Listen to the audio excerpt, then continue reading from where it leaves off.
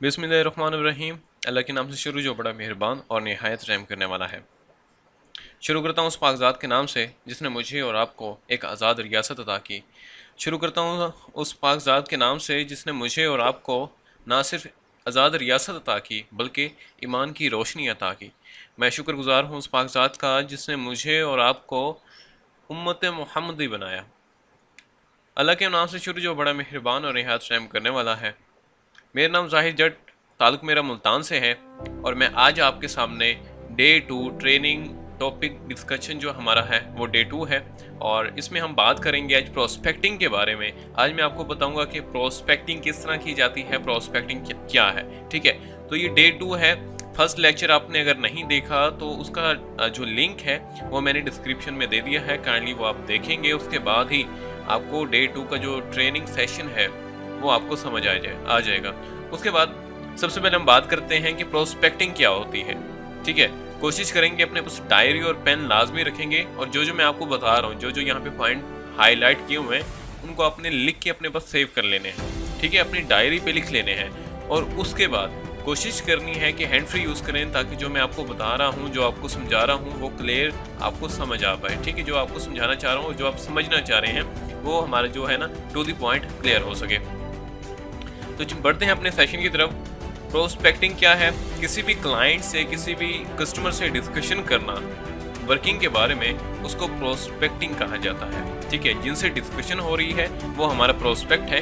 इनके प्रोस्पेक्ट से डिस्कशन करना प्रोस्पेक्टिंग कहलाता है।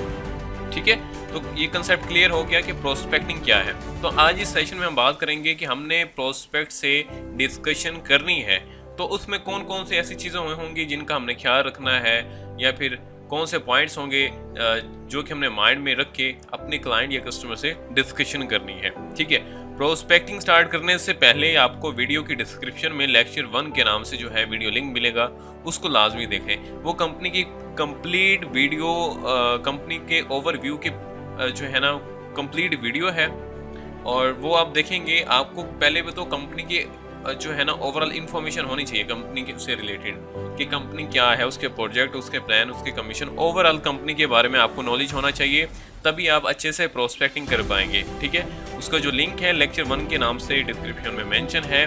वीडियो देखने के बाद वह आपने देखनी है प्रेजेंटेशन।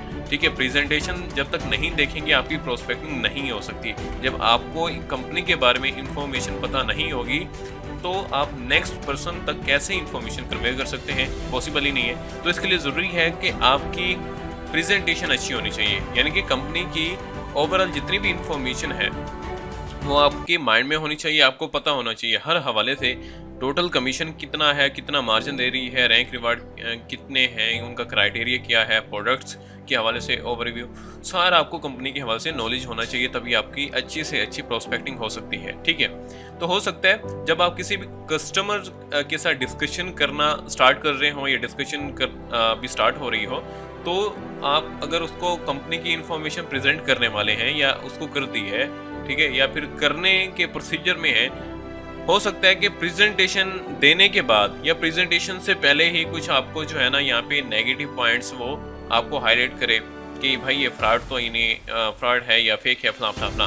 ठीक है, हो सकता है कि प्रेजेंटेशन देने के बाद पॉइंट नंबर 1 इनके आपने प्रेजेंटेशन दे ली, उसके बाद हो सकता है प्रेजेंटेशन आपने रिकॉर्डेड फॉर्म में दी वीडियो की सूरत में। ठीक है, आप पहले तो जो कस्टमर है, क्लाइंट है, जो आपका प्रोस्पेक्ट है, उसे कंफर्म कर लें। ठीक है, जैसे ही आपको कोई अननोन नंबर से टेक्स्ट आता है तो उससे पहले नेम, उसका सिटी, उसकी एज, उसकी क्वालिफिकेशन, एक्सपीरियंस पूछने के बाद उससे पूछें कि भाई मुझे ये बताएं कि आपको जो है इंफॉर्मेशन शेयर जो है कर रहा हूँ वो मुझे बता दें कि रिकॉर्डेड फॉर्म में करूँ या फिर हमारी लाइव जूम जो है ना प्रेजेंटेशन में आएंगे, वेबिनार में आएंगे, उसे कंफर्म कर लें। अगर वो कहता है कि मैंने जूम पे प्रेजेंटेशन लेनी है तो उसको टाइम बताएं। ठीक है, और उसको कहें कि इस टाइम पे आपने 5 से 10 मिनट पहले मुझे टेक्स्ट करना है, जूम ऐप आपने डाउनलोड करके रख लेना है, आईडी उसमें लॉग इन करके रख लेनी है, टाइम से पहले मुझसे लिंक ले लेंगे और उसके बाद लिंक जैसे ही आप लेंगे आपने जो है ना A to Z 30 या 35 मिनट की हमारी प्रेजेंटेशन होती है वो आपने लेनी होगी, तभी आपको ओवरऑल वर्क के बारे में समझ आएगा, अदरवाइज नहीं। उसके बाद अगर वो कहता है कि नहीं मैंने रिकॉर्डेड फॉर्म में आप मुझे सेंड कर दें, तो आपके पास एक रिकॉर्डेड वीडियो होनी चाहिए जो मैंने आप सबको दे रखी है, या फिर अभी तक नहीं दी तो वो मुझसे आप टेक्स्ट करके ले लीजिएगा। वहीं आपने रिकॉर्डेड जो है वीडियो है वो उसको प्रोवाइड कर देनी है, ठीक है। अब वीडियो प्रोवाइड करने से पहले आपने उससे पूछ लेना है कि काइंडली मुझे ये बता दें, वीडियो तो प्रोवाइड कर रहा हूँ, 12 मिनट की वीडियो है, तो मुझे कितने टाइम के बाद रिस्पॉन्स देंगे आप, यानी कि वीडियो देखने के बाद कितने टाइम के बाद बताएंगे मुझे आप कि जो है ना मैंने वीडियो देख ली है। हो सकता है वो बिज़ी हो सकता है वो उसके पास टाइम ना हो, तो अगर आप उसे वीडियो सेंड कर देंगे, उसके पास टाइम ना हो, आप भी इंतज़ार में बैठे रहेंगे, तो ये भी गैर मुनासिब है। आपने कंफर्म करना है, उसके बाद जो है आपने उसके दिए हुए टाइम पे उसको वीडियो सेंड करनी है और उसके जो है ना रिस्पॉन्स का वेट करना है। हो सकता है वो आपको रिस्पॉन्स ना दे, लेकिन आपने जो है ना नाइट में उसे टेक्स्ट करके पूछ लेना है कि भाई आपने जो है ना वीडियो मांगी थी और आपने कहा था मैं देख के बताऊंगा, लेकिन अभी तक आपने देख के बताया नहीं, ठीक है। मैंने आपको कहा था कि आपने जो है ना आपने खुद ही टाइम दिया था और आपने अभी तक बताया नहीं, तो काइंडली मुझे बता दें आपने वीडियो देखी है या नहीं, ठीक है। स्टार्टिंग प्रोसीजर आपका ये होना चाहिए, अननोन नंबर से मैसेज आता है, इंट्रोडक्शन लें, उससे पूछ लें कि इन्फॉर्मेशन किस वे में सेंड करूँ आपको, रिकॉर्डेड हो, लाइव हो। लाइव कहता है उसे जो टाइम फिक्स कर लें, जूम में प्रेजेंटेशन 8 बजे होती है डेली, उसे जो है ना उसे कहें कि टाइम से पहले मुझे टेक्स्ट करेंगे, आपको लिंक मिल जाएगा। रिकॉर्डेड फॉर्म में मांग रहे तो उसे रिकॉर्डेड फॉर्म में दें। अच्छा जी, हो सकता है वो जूम पे लेके जो है ना आपके पास आ चुका हो, आपने रिकॉर्डेड वीडियो सेंड की, वो उसने देख ली, उसके बाद उसने आपको टेक्स्ट किया हो। आप अगर जूम पे उसको लेके आ रहे हैं, उसको लास्ट में बताना है कि भाई आपने जैसे ही आपका वेबिनार प्रेजेंटेशन ख़त्म होगी ना, तो आपने जो है ना डायरेक्टली मुझे ही मैसेज करना है, देन मैं आपको नेक्स्ट स्टेप के बारे में गाइड करूँगा। रिकॉर्डेड फॉर्म में वीडियो जो मैंने आपको प्रोवाइड की हुई है, वहाँ पे भी ये जो है ना इन्फॉर्मेशन मेंशन है। अच्छा जी, वीडियो देख लेता है या फिर वो वेबिनार ले लेता है, भाई प्रेजेंटेशन उसने कंपनी की इन्फॉर्मेशन ले ली। अब हो सकता है आपके सामने कुछ ऑब्जेक्शंस और रिजेक्शंस आए, ठीक है। ऑब्जेक्शंस और रिजेक्शन डिफरेंट टाइप के हो सकते हैं, ठीक है। ये कंपनी फेक है, ये कंपनी रजिस्टर्ड है या नहीं है, ठीक है, या फिर ये जो है ना रियल है या फिर फेक है, ठीक है, या फिर इसके बहुत से ऑब्जेक्शंस हो सकते हैं, मेरी एग्ज़ाम है या मेरे वालिद साहब नहीं मान रहे, मैं कंसल्ट करके किसी से बताऊंगा। तो आप अगर वो कह रहा है कि कंसल्ट करके किसी से बताऊंगा, तो उसे ये एडवाइस लाजमी करें कि काइंडली उसी से कंसल्ट कीजिएगा जिसको डिजिटल मार्केटिंग के बारे में थोड़ा बहुत एक्सपीरियंस हो। लोग उन्हीं से पूछ रहे होते हैं जिनको पता ही नहीं होता और वो इनको इनकार कर देते हैं, ठीक है। उसके बाद थर्ड नंबर पे जो है ना ऑब्जेक्शंस और रिजेक्शन में नंबर 2 पॉइंट पे आपने ख्याल करना है कि भाई डिफरेंट आपके सामने ऑब्जेक्शंस और रिजेक्शंस आएंगे, आपने क्या करना है, अपने अपलाइन से जो है ना वो ऑब्जेक्शंस और रिजेक्शंस उसकी चैट शो करनी है, उससे पूछना है, वो आपको उसी टाइम उसका सोल्यूशन बताएंगे, आंसर देंगे, तभी आपने उनको आंसर देना है। उसके बाद नेगेटिविटी आपके सामने हो सकता है फेस करने को मिले, उसका जो है ना जो प्रीवियस एक्सपीरियंस है वो हो सकता है बहुत ज़्यादा नेगेटिव हो, इन्वेस्टमेंट बेस्ड कंपनी में उसने काम किया हो, उसके बाद फ्रॉड हो चुका हो, स्कैम हो चुका हो उसके साथ, तो हो सकता है वो भी आपको वैसा ही समझे। तो नेगेटिव पॉइंट आपके सामने आ सकते हैं, आपने डिमोटिवेट बिल्कुल भी नहीं होना, ठीक है। लोग का बैड एक्सपीरियंस होता है, ठीक है, उनका एक्सपीरियंस अच्छा नहीं होता। रेल प्लेटफॉर्म बहुत कम है पाकिस्तान में, रेल प्लेटफॉर्म उन्होंने ज्वाइन नहीं किया होता, काम नहीं किया होता, जिसकी वजह से क्या होता है कि वो बहुत डीमोटिवेट होते हैं, नेगेटिव होते हैं, और आपको उनसे नेगेटिव ही बातें सुनने की मिलेंगी। कुछ प्रोस्पेक्ट होंगे जिनका आप जो है ना बैड एक्सपीरियंस होगा, कुछ आपको डिमोटिवेट भी करेंगे कि यार ये छोड़ दो, ये कर दो, फलां कर दो। वो कह रहा होता है जिसको खुद कोई एक्सपीरियंस नहीं होता, खुद कुछ नॉलेज नहीं होता, और वो आपको कह रहा होता है यार ये छोड़ दो। उससे पूछो भाई आप किस एक्सपीरियंस के बेस पे कह रहे हो यार मैं ये वर्क छोड़ दूँ, ठीक है। नेगेटिव करने की कंपटीटर कुछ लोग होते हैं दूसरी कंपनीज़ के, वो आपको अपनी कंपनी में ले जाने के लिए नेगेटिव करते हैं, तो उनकी बातों में नहीं आना। हो सकता है कुछ लोग हों जो आपका टाइम वेस्ट करें, जहाँ पे लग रहा हो इसको बंदे को ज़ीरो है, बिल्कुल नल है, और इससे जितनी भी इन्फॉर्मेशन शेयर करूँ आपको ये लग रहा हो कि यार रिजल्ट नहीं आने वाला, तो उसे टाइम मत दें, अपना टाइम वेस्ट मत करें। और हो सकता है कुछ क्लाइंट होते हैं जो है ना जो हमारे कंप्यूटर कंपनीज़ हैं, ठीक है, वहाँ पे कुछ काम कर रहे होते हैं, वो आपके साथ कांटेक्ट करते हैं और आपको जो है ना कोशिश करते हैं कि अपनी तरफ लेके आएँ। आपने हमेशा पॉजिटिव रहना है, मोटिवेटेड रहना है, तो उनको कहना कि भाई आप अपना काम करें, हम अपना काम कर रहे हैं, ठीक है। किसी भी क्लाइंट या कस्टमर से फाइट नहीं करनी, लड़ना नहीं है, बहस नहीं करनी, झगड़ना नहीं है, सिंपली इन्फॉर्मेशन देनी है, वर्क टू द पॉइंट बात करनी है, तो ठीक है, अदरवाइज़ कोई किसी से टाइम वेस्ट करने की ज़रूरत नहीं है। उसके बाद हमारा जो है ना पाक स्टोर में आपका टारगेट क्या होना चाहिए, टारगेट के हवाले से बता दूं आप सबको, आप आपका जो है आपने पाक स्टोर ज्वाइन कर लिया है। अब हमारा जो पहला टारगेट है ना पाक स्टोर में, वो है ब्रॉन्ज। ठीक है, हमने पहले सेशन में हिस्ट्री के बारे में पढ़ा, डायरेक्ट सेल की। उसके बाद मैंने आपको बताया उसका डायरेक्ट सेल का ओवरव्यू बताया। ठीक है, हिस्ट्री बताई, पाक स्टोर में काम कैसे करते हैं, हमने फेसबुक पे व्हाट्सएप पे किस तरह काम करना है। उसके बाद मैंने यहाँ पे आपको बताया प्रोस्पेक्टिंग किस तरह करनी है, और आगे किस तरह के लोग आ सकते हैं। ठीक है, ये प्रोसीजर आपका चलता रहेगा, प्रोस्पेक्टिंग होती रहेगी, लोग आपके साथ जुड़ते रहेंगे, प्रेजेंटेशन लेते रहेंगे, रिजेक्ट करते रहेंगे। ठीक है, उसके बाद जो हमारा मेन फोकस होना चाहिए, वो भाई हमारा फोकस होना चाहिए यहाँ पे रैंक पे, पहले रैंक पे, ब्रॉन्ज पे। ठीक है, ये जो रैंक है ब्रॉन्ज का, इसके बारे में आपको बता दूं, पाक स्टोर फ्लाई टुगेदर का जो पहला रैंक है ब्रॉन्ज, इस पे आपको 7000 कैश रिवार्ड दिया जाता है।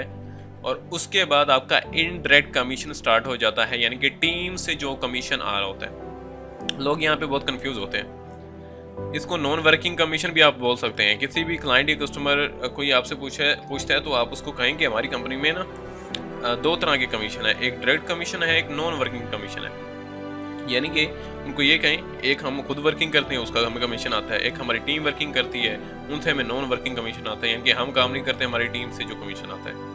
ठीक है, तो नेक्स्ट पर्सन इससे भी काफ़ी जो है ना पॉजिटिव रिस्पॉन्स देखने को मिलता है। अब इसका क्राइटेरिया क्या है, हमने ब्रॉन्ज अचीव करना है, 2 हफ्तों में हमारा टारगेट होना चाहिए। 2 हफ्तों का टारगेट हमने सामने रखना है, उसके लिए हमारे पास ना 100 पॉइंट होने चाहिए। हमने 3 लोग ज्वाइन करवाने हैं, team member 1, team member 1, team member 2, team member 3। 3 लोग ज्वाइन करवाने हैं अपने साथ। उसके बाद हर बंदे का 100 पॉइंट होना चाहिए। अब 100 पॉइंट कैसे होगा, एक बंदे के बाद आपने कोशिश करनी है इन सब को ट्रेनिंग दिलवानी है, यही वाली ट्रेनिंग के बाद टीचर ट्रेनिंग, जब वो एक्सपीरियंस ले लेंगे, ट्रेनिंग ले लेंगे, वर्किंग करने के काबिल हो जाएंगे, वो अपनी टीम बिल्ड्स करेंगे। ठीक है, टीम बनाएंगे, और टीम बनाने की सूरत में कुछ पॉइंट्स यहाँ पे ऐड होते हैं। अब यहाँ पे कंसेप्ट समझा दूँ आपको, पॉइंट कितने ऐड होते हैं, कैसे ऐड होते हैं। देखें, 1200 वाला अगर प्लान आप कोई भी ज्वाइन करते हैं ना आपके साथ, ठीक है, उससे आपको मिलता है 10 पॉइंट्स मिलते हैं आपको। और अगर कोई 2500 से जो ज्वाइन करता है तो वहाँ पे आपको 20 पॉइंट मिलते हैं। अगर जो है 5000 वाले से करते हैं, वहाँ से 30 पॉइंट मिलेंगे आपको। और इसके अलावा जो है ना, अगर कोई 10,000 से ज्वाइन करता है तो वहाँ पे भी आपको ज़्यादा कमीशन मिलेगा। ये मैं अभी आपको कंफर्म कर देता हूँ कि हमें जो है ना पॉइंट्स कितने मिलेंगे। ठीक है, क्योंकि हमारा जो है ना फोकस ये है ब्रॉन्ज पे, और ब्रॉन्ज के लिए हमें अपने क्राइटेरिया के बारे में पता होना चाहिए कि भाई कंपनी का क्राइटेरिया क्या है। अब हमारा ये टारगेट इसलिए भाई, हमें जो है ना कमीशन रेगुलर बेस पे हमारी अर्निंग होगी, वो हमें ब्रॉन्ज के बाद होगी। ब्रॉन्ज लेवल अचीव होगा उसके बाद होगा। तो ब्रॉन्ज के लिए आपने 3 लोग ज्वाइन करवाने हैं। उसके बाद जो है आपका टीम मेंबर 1 है, टीम मेंबर 2, टीम मेंबर 3, आपने 3 लोग ज्वाइन करवा लिए। अगर आपके पास कुछ और भी ज्वाइनिंग्स है ना, वो अपनी टीम को देंगे। आप अपनी टीम को दे दें, दूसरे बंदे को दे दें, या फिर तीसरे बंदे को दे दें। आ गई समझ। अब पॉइंट्स की बात करें, अगर आपके पास 1200 से कोई बंदा ज्वाइन करता है तो जो है ना आपको 10 पॉइंट मिलते हैं। 2500 से अगर कोई ज्वाइन करता है तो 20 पॉइंट मिलते हैं। 5000 से कोई ज्वाइन करेगा तो आपको 40 पॉइंट मिलेंगे। 10,000 से कोई ज्वाइन करेगा तो वहाँ पे आपको 80 पॉइंट मिलेंगे। अब अगर आप ना 10-10 हज़ार वाली 3 ज्वाइनिंग लगवाते हैं ना, यहाँ पे 80 पॉइंट हो जाएगा, यहाँ पे 80 पॉइंट हो जाएगा, यहाँ पे 80 पॉइंट हो जाएगा। फर्दर वो वर्किंग करेंगे, आपका ऑटोमेटिकली 1 हफ्ते में जो है ना रैंक लॉस हो जाएगा। ठीक है, अगर आपकी सेल छोटी आ रही है, छोटे प्लान से आ रही हैं, 1200 से आ रही हैं, ठीक है, मिक्स आ रही हैं, तो हो सकता है आपको थोड़ा बहुत टाइम लग जाए। इसलिए एवरेज जो है ना 2 हफ्तों में ये रैंक लॉस हो जाता है। अब टीम मेंबर जो 1 होगा ना, टीम मेंबर 2, टीम मेंबर 3, ये हर कोई अपनी पर्सनल वर्किंग करेंगे, अपने लोग अपने नीचे लोगों को लेके आएंगे। ऑटोमेटिकली जैसे जैसे लोग उनकी टीम में आते जाएंगे, आपके डैशबोर्ड में उनके पॉइंट्स ऐड होते जाएंगे। लोग ये कह रहे होते हैं कि हमने जो है ना यहाँ पे 10 लोग लेके आने पर्सनल, नहीं, आप 3 लोग लेके आए, आपने मजीद जो है ना उनको टीचर ट्रेन किया, वो मजीद आगे लोगों को लेके आएंगे, उनके पॉइंट्स उनको तो बेनिफिट होगा, साथ में आपके भी डैशबोर्ड में पॉइंट्स ऐड होते रहेंगे। तो अगर यहाँ पे 100 पॉइंट हो जाता है, यहाँ पे भी 100, यहाँ पे भी 100, तो आपका 300 पॉइंट पे टोटल क्या होता है, ब्रॉन्ज रैंक अचीव हो जाएगा। 7000 कैश रिवार्ड मिलेगा। उसके बाद आपकी इनडायरेक्ट कमीशन स्टार्ट हो जाएगी। ठीक है, अगर आपके पास ज्वाइनिंग्स हैं 1200 वाली ज़्यादा, तो आपके टीम मेंबर ज़्यादा होंगे। ठीक है, बड़ी ज्वाइनिंग्स हैं तो टीम मेंबर कम होंगे। उसके बाद ब्रॉन्ज लेवल के बाद आपकी टीम होगी, टीम के आगे फर्दर वर्किंग हो रही होती है, सेल्स हो रही होती है, वहाँ पे भी आपको non working commission, indirect commission मिल रहा होता है। ठीक है, तो ये समझना आपके लिए बहुत ज़रूरी है। ब्रॉन्ज के लिए आपने 2 हफ्तों का टारगेट रखना है, और जो आपको वर्किंग के हवाले से बताई गई हैं, किस तरह हमने टीम बिल्ड करनी है, कैसे करनी है, सोर्सेज क्या है, वो सारे फॉलो करेंगे तो ये पॉसिबल होगा। कोशिश करनी है अपने जितने भी लोगों को ज्वाइन करवाना है, बड़े प्लान से ज्वाइन करवाना है, 2500 से 5000 से 10,000 से, ताकि आपकी सेल्स बड़ी हों, कमीशन आपको भी ज़्यादा मिले, और उसके बाद आपकी जो है ना रैंक ज़्यादा अचीव हो। अच्छा, 3 लोग ज्वाइन करवाने के बाद आपने छोड़ नहीं देनी वर्किंग, आपने अपनी प्रोस्पेक्टिंग कंटिन्यू रखनी है। ठीक है, और मज़ीद अगर ज्वाइनिंग आ रही है वो आप अपने बंदों को दें जो आपकी टीम में है ना। ठीक है, ये 3 लोग हैं, इनमें से किसी को भी दे दें। मज़ीद ज्वाइनिंग्स आ जाती हैं आपके पास, इनमें से जो है ना डिवाइड करके किसको दे दें, किसको मज़ीद आ रही हैं तो अपनी टीमों को देते जाएं। 3 लोगों के ज़्यादा आपके डायरेक्ट नहीं होने चाहिए, अपनी टीमों को देते रहें। कमीशन की खैर है, कमीशन आप उनसे बाद में भी ले सकते हैं, ठीक है, कोऑर्डिनेट करके। तो क्या होगा कि उनकी भी टीमें बन जाएंगी, उनको भी कुछ ना कुछ सपोर्ट होने लग जाएगी, उनके भी उन्होंने जाहिर सी बात है ब्रॉन्ज रहे, उन्हें भी अचीव करना है, उनको भी सपोर्ट होने लग जाएगी, वर्किंग उनकी भी फास्ट हो जाएगी, और इतना क्या होगा कि वो आपके साथ लॉन्ग टर्म के लिए भी जुड़े रहेंगे। तो ये है क्राइटेरिया ओवरऑल जो हमने ब्रॉन्ज रैंक अचीव करना है। अच्छा जी, अब एक फार्मूला बता रहा हूँ कि हमने जो है ना इस ब्रॉन्ज रैंक को अचीव करने के लिए ना, हिट करने के लिए हमारे पास एक फार्मूला है जिसको आप फॉलो करेंगे, इंशाल्लाह आपको 1 से 2 हफ्तों में इजीली आप यहाँ से जो है ना ब्रॉन्ज रैंक अचीव कर सकते हैं। ठीक है, 1 हफ्ते में कर लेते हैं, आपकी 1 हफ्ते की जो है ना 8,000 9,000 आपकी अर्निंग होगी। 2 हफ्तों में कर लेते हैं 9-10,000 आपकी अर्निंग होगी। ये आपकी एफर्ट पे डिपेंड करता है। ऐसे भी हैं जिन्होंने जो 4-5 दिन में जो है ना ब्रॉन्ज रैंक लॉस की है, कोई मुश्किल इसमें बात नहीं है। अच्छा जी, फार्मूला ये है भाई, फेसबुक पे वर्किंग के बारे में मैंने आपको बताया हुआ है, व्हाट्सएप पे भी, फेसबुक पे मैंने आपको बताया बहुत बड़ी ऑडियंस, लाखों की ऑडियंस है। यहाँ पे अगर मैं आपको चेक करवा देता हूँ टोटल यूज़र कितने हैं फेसबुक के, तो आपको अंदाज़ा हो जाएगा कि फेसबुक पे टोटल कम्युनिटी कितनी है, टोटल यूज़र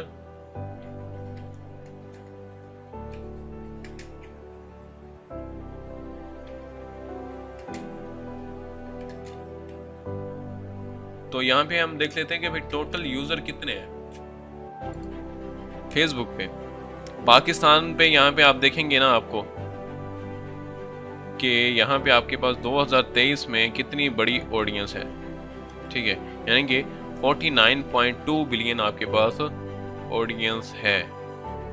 लाखों में, करोड़ों में आपके पास यहाँ पे लोग हैं जो कि क्या कर रहे हैं, यहाँ पे अपनी एक्टिविटी कर रहे हैं, फेसबुक पे एक्टिव हैं। तो इससे आप अंदाज़ा लगा सकते हैं कि हमारे पास बहुत ज़्यादा लोग हैं। ठीक है, लोगों की कमी नहीं है।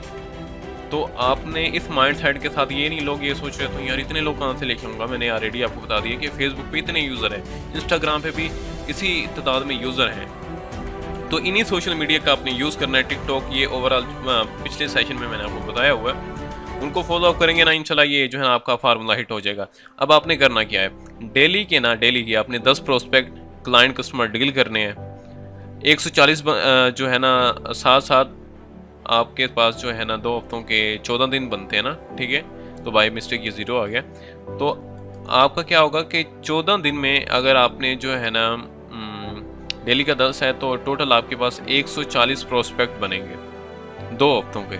140 लोग बनेंगे डेली के, अगर 10 हम डील करते हैं 140 टोटल बनेंगे, जिनसे हमारी डिस्कशन हो चुकी होगी। अगर आपकी प्रेजेंटेशन अच्छी है, आपने अच्छा बिहेव रखा है, ट्रेनिंग सेशन को अच्छे से फॉलो अप किया है ना, तो आप टीम इजीली बिल्ड कर लेंगे, नेटवर्क।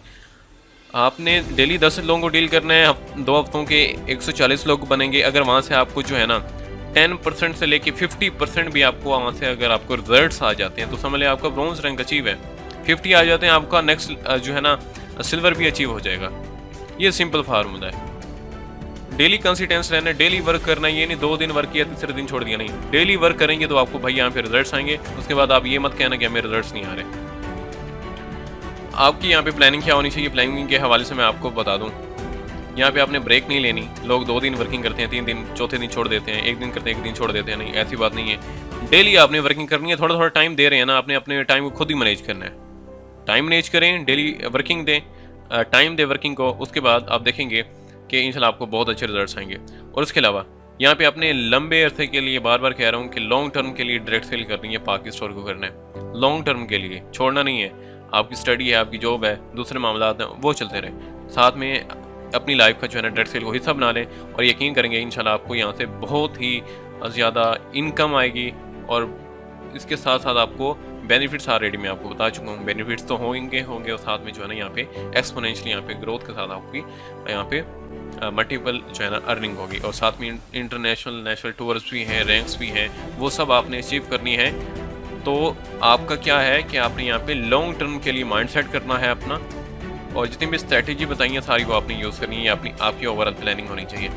अच्छा जी, अब जो कामयाब लोग होते हैं ना उनकी क्वालिटीज़ देख लेते हैं, ठीक है। अब हमें पता होगा कामयाब लोगों की, तो हम उन जैसा करेंगे तो जाहिर सी बात है हमें भी कुछ ना कुछ चेंजिंग्स आएंगे ना। तो कामयाब बनने के लिए हमें उन्हीं जैसा सोचना होगा, उन्हीं जैसा करना होगा। तो ChatGPT से जब मैंने पूछा 50 क्वालिटीज़, उसने भाई लाइनें लगा दी, उसमें से मैंने जो है ना 35 यहाँ पे नोट डाउन किए। यहाँ से आप रीड आउट कर सकते हैं। सेशन जो है ना लेंथी हो जाएगा, स्टॉप करके वीडियो को रीड आउट लाजमी करना है, लेकिन बेसिक चीज़ें हैं ना वो मैं आपको बता देता हूँ। जो कामयाब लोग होते हैं ना या कामयाब होना चाहते हैं, उनके लिए ये चीज़ बहुत ज़रूरी होती है। एक तो विजनरी होना चाहिए इंसान को, ठीक है। उसके बाद सेल्फ मोटिवेटेड होना चाहिए। ये नहीं कि मुझे अपलाइन कहेगा, सीनियर कहेगा तो वर्क करूंगा, अदरवाइज नहीं। मैंने फेसबुक ही नहीं खोलनी, ऐड पोस्टिंग नहीं, ऐसा बिल्कुल नहीं होना चाहिए। आप हमेशा सेल्फ मोटिवेट रहें, आपको कोई किसी की ज़रूरत ना पड़े, आपको कोई मोटिवेट नहीं करेगा। हो सकता है यहाँ पे अपलाइन सीनियर मोटिवेट करें, लेकिन आपकी डेली रूटीन में भी कोई भी आपका गोल है, वहाँ पे आपको कोई भी मोटिवेट नहीं करेगा, आपको सेल्फ मोटिवेटेड ही रहना पड़ेगा, ठीक है। आपने वर्किंग यहाँ पे करनी है, मेहनत करनी है, और उसके लिए ये है कि जो स्ट्रेटेजी बताई है, यूनिकनेस है, कुछ टेक्निक्स उनको यूज़ करेंगे, आपको इंशाल्लाह अच्छे रिजल्ट्स आएंगे, वहाँ पे आपका स्ट्रगल कम लगेगा। आपने यहाँ पे जो आपकी कम्युनिकेशन स्किल्स हैं, आपको बता चुका हूँ, वो यहाँ पे आपकी बहुत बेहतर होंगी। आपने कोशिश करनी है कि अपनी कम्युनिकेशन स्किल पे फोकस करना है, आपके बोलने का अंदाज बहुत अच्छा होना चाहिए, ठीक है।